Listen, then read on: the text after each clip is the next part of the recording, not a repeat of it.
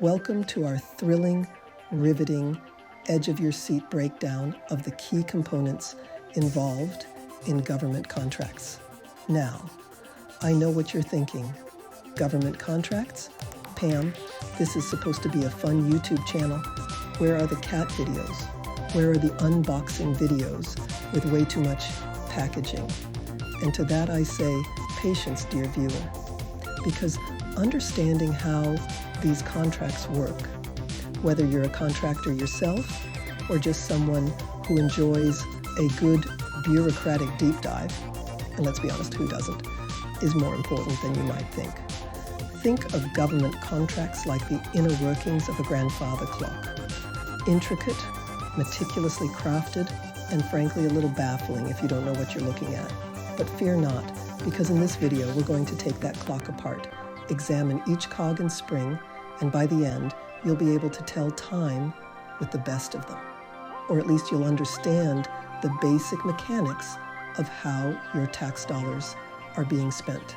So buckle up, grab your government-issued highlighter, and let's dive into the fascinating, occasionally frustrating, but always fascinating world of government contracts. Every government contract starts with a siren song, a beacon of opportunity. Well, you get the idea. That beacon comes in the form of something called an RFP, a request for proposals, or an IFB, an invitation for bid. These documents are essentially the government's way of saying, hey, we need something, and we're willing to pay for it. They outline exactly what the government needs, whether it's a fleet of new tanks that run on biofuel and can also make a decent cappuccino, or something a little less exciting like, office supplies. The RFP or IFB will also specify all the requirements contractors need to meet in order to be considered. Think of it like a very specific dating profile for government work. Must have at least 5 years of experience in underwater basket weaving, be proficient in interpretive dance, and have a working knowledge of ancient Sumerian tax law. The usual. Now that the government has thrown down the gauntlet, it's time for contractors to step into the arena and wow the selection committee with their impressive skills and competitive pricing. This is where things get a little cutthroat, like a cross between Shark Tank and a very dry episode of The Bachelor. Contractors will submit their proposals, which are essentially elaborate presentations detailing why they're the absolute best candidate for the job. These proposals can be hundreds of pages long, filled with charts, graphs, and enough jargon to make your head spin. The government then assembles a team of experts to evaluate each proposal based on a strict set of criteria, carefully weighing factors like experience, qualifications, and of course, the all-important bottom line. It's a rigorous process designed to ensure that the government gets the best possible value for its money, or at least that's the idea. After weeks, months, maybe even years of back and forth, the government finally makes its choice, selecting the lucky contractor who will get to embark on this magical journey of fulfilling the government's needs. This is the offer and acceptance phase where the chosen contractor breathes a sigh of relief and cracks open a bottle of champagne or, a lukewarm can of soda before diving into a mountain of paperwork. This acceptance is usually formalized through a contract award document, which outlines all the nitty-gritty details of the agreement. Think of it like a prenuptial agreement, but instead of dividing up assets in case of a messy divorce, it outlines things like payment schedules, performance expectations, and what happens if one party decides to bail on the whole thing halfway through. Because, let's face it, relationships can be tough, especially when the government is involved. Chapter 4, the Rule Book, Compliance with Federal Acquisition Regulations, FAR.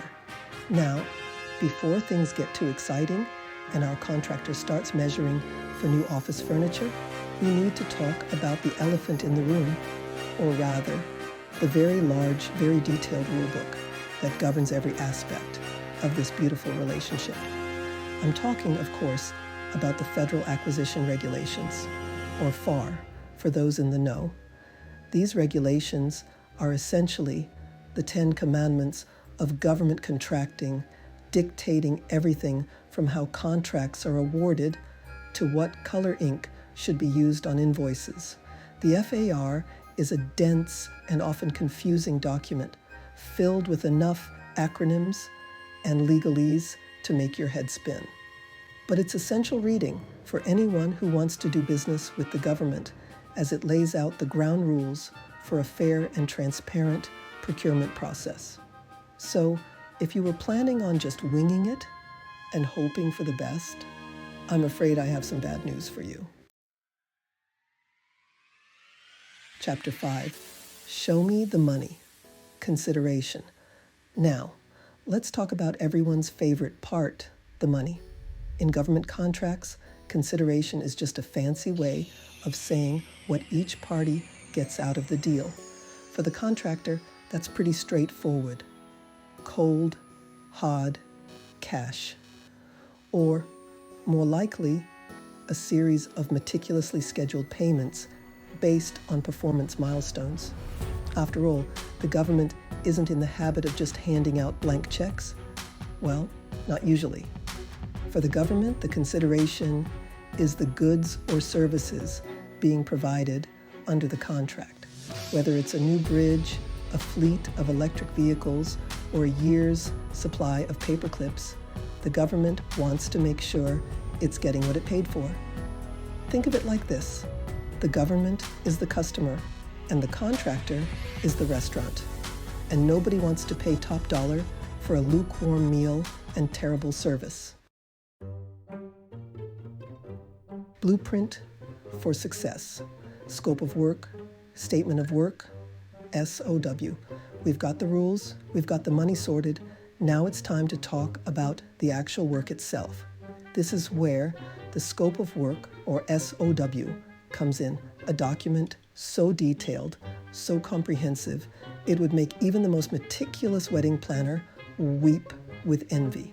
The SOW is essentially a blueprint for the entire project, outlining every single task, deliverable, and performance standard in excruciating detail.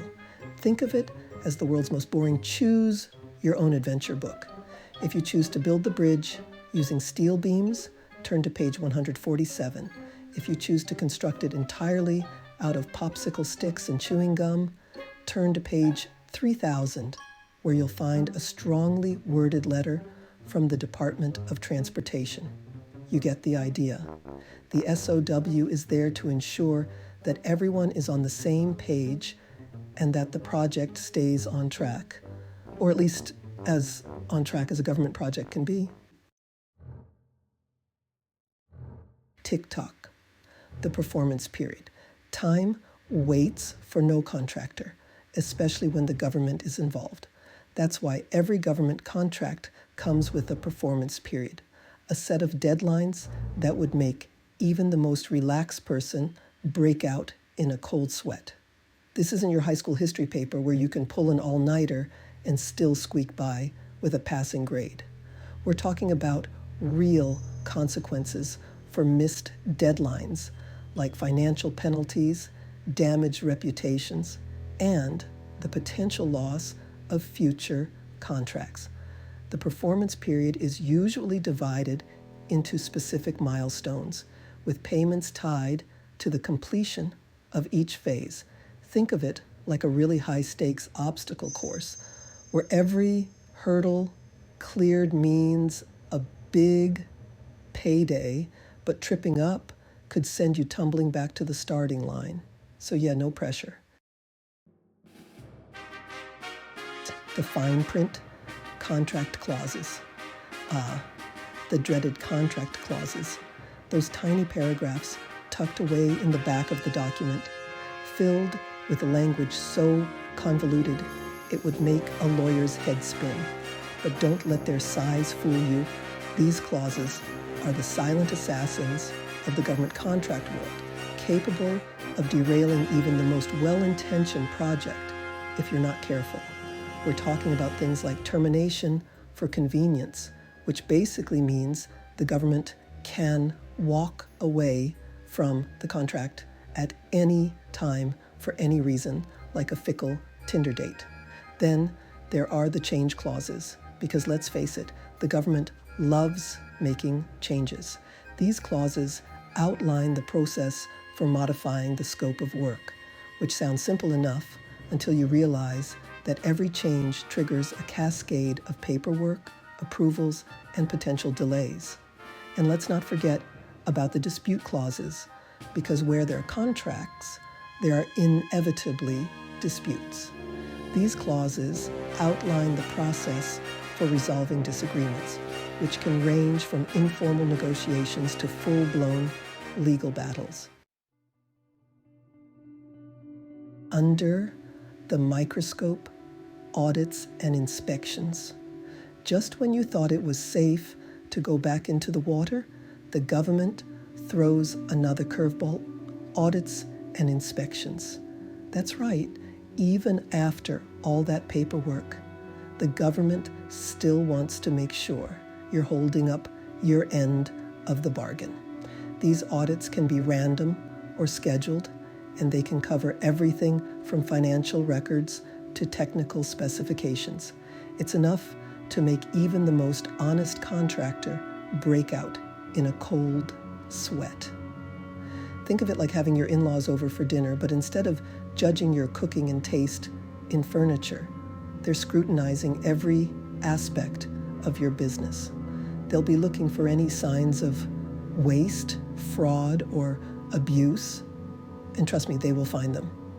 So it's best to keep your house in order, metaphorically speaking, of course. Chapter 10. Honesty is the best policy. Reporting and transparency. In the world of government contracts, silence is not golden. In fact, it's more like a one-way ticket to suspicion and scrutiny. The government expects, nay, demands, regular reporting and documentation from its contractors. Think of it like being in a relationship with someone who requires constant reassurance. You need to keep them updated on your every move, thought, and expense. This includes submitting progress reports, financial statements, and any other documentation that proves you're not embezzling funds to finance your secret underground bunker. It's all about transparency, accountability, and making sure that those hard-earned taxpayer dollars are being used for their intended purpose. Chapter 11. Loose lip sync ships, security and confidentiality. Not all government contracts involve top secret information, but for those that do, security and confidentiality are paramount.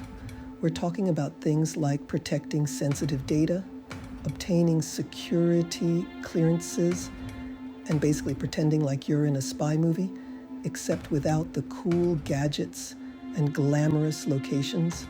One slip-up, one misplaced document, one careless whisper in the wrong ear, and you could find yourself in a whole world of trouble. So, if you're working on a government contract that involves classified information, it's best to channel your inner secret agent. Be discreet, be vigilant, and whatever you do, don't leave any top secret documents lying around the coffee machine. You never know who might be watching. Chapter 12. Breaking up is hard to do. Termination and remedies. Sometimes, even the most promising relationships come to an end. And in the world of government contracts, those endings can be messy. Contracts can be terminated for a variety of reasons, from poor performance to budget cuts to, well, let's just say sometimes things happen. And when a contract is terminated, both parties need to know what their options are. That's where the termination and remedies clauses come in.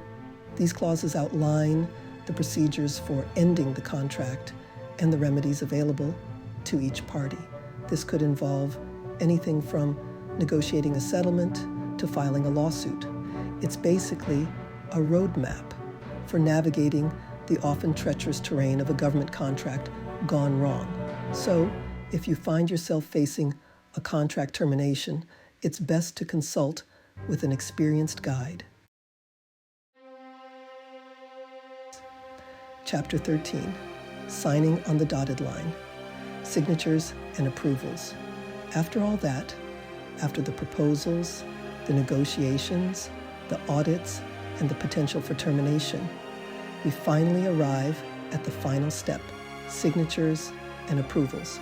This is where the rubber meets the road, where all that hard work finally pays off, or at least it's supposed to.